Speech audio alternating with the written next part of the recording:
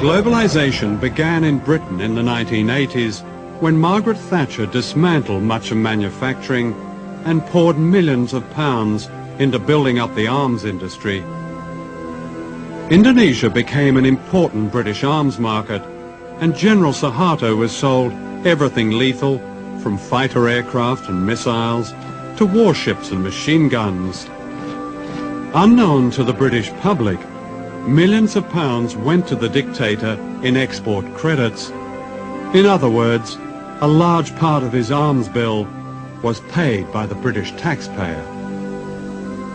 So important was Soeharto as a business partner that the mass murderer was welcomed to London by the Queen.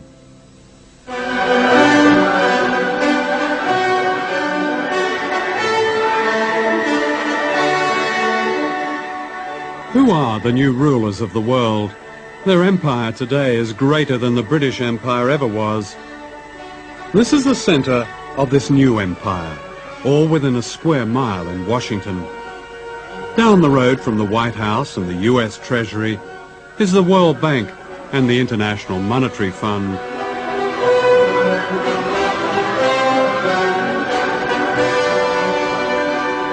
These two bodies are the agents of the richest countries on earth, especially the United States. The World Bank and the IMF were set up near the end of World War II to rebuild the economies of Europe. Later they began offering loans to poor countries, but only if they privatized their economies and allowed Western corporations free access to their raw materials and markets. Debt has really been used as an instrument in order for the IMF and the World Bank to get their policies implemented in many developing countries. And we're into a situation now where the poorest countries are in a cycle, a vicious cycle of poverty. They can't get out. And the kind of debt cancellation that's been given still will not allow them to get out of this poverty trap. It's not a question of debt forgiveness, because actually many of the debts were incurred under pressure from the international institutions or were given in collusion with governments which weren't acting in the interests of their people. Let me ask you, do you know the difference between Tanzania and Goldman Sachs? Tanzania is a country that has a gross national product of $2.2 billion and shares it between 25 million people. Goldman Sachs is an investment firm which has annual profits of $2.2 billion and shares them among 161 partners. That's the world we're living in now.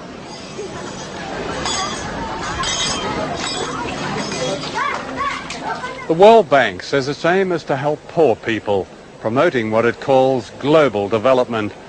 It's an ingenious system, a kind of socialism for the rich and capitalism for the poor. The rich get richer on running up debt, cheap labor, and paying as little tax as possible, while the poor get poorer as their jobs and public services are cut back in order to pay just the interest on debt owed by their governments to the World Bank. Here in Indonesia, where most people are poor, the handouts to the rich have been extraordinary, to say the least. Internal documents of the World Bank confirm that up to a third of the bank's loans to the dictatorship of General Soeharto went into the pockets of his cronies and corrupt officials. That's around $8 billion.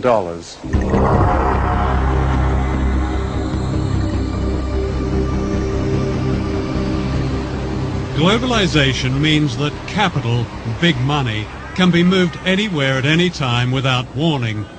In 1998, short-term capital was suddenly pulled out of Asia, crippling the miracle economy overnight.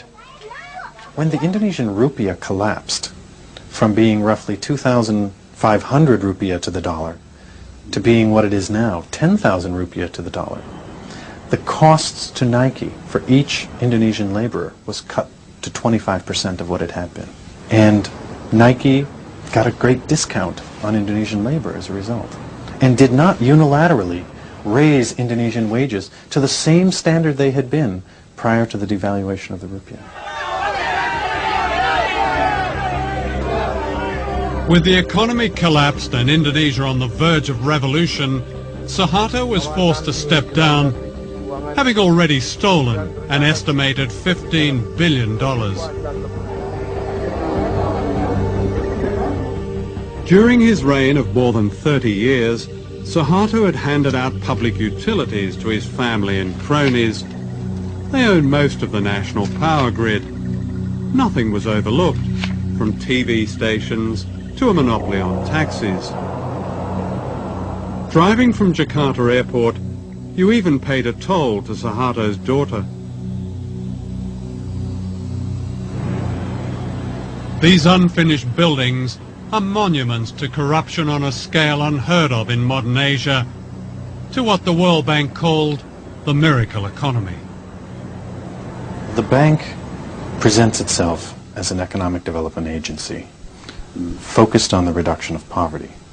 But in fact, the bank operated during the entire Cold War as an institution that distributed resources to mostly authoritarian regimes in the Third World that supported the West in the Cold War.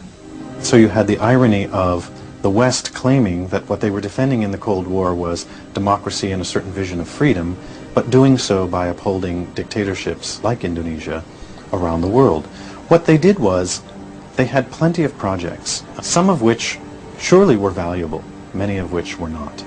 Every one of these projects, from the Indonesian government officials' point of view, was an opportunity to skim, to live a luxurious life, and the accumulated theft over the course of Suharto's new order, roughly 3 decades, was $10 billion that's unaccounted for, out of a total of about $30 billion that was loaned.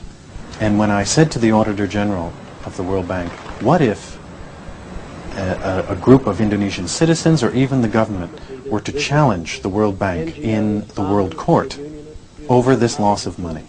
The citizens who bear the burden of this debt never got the money. Why should it still sit on their shoulders to be repaid? And his response was, we would be bankrupted. And I said, why? And he said, because this has gone on the world over.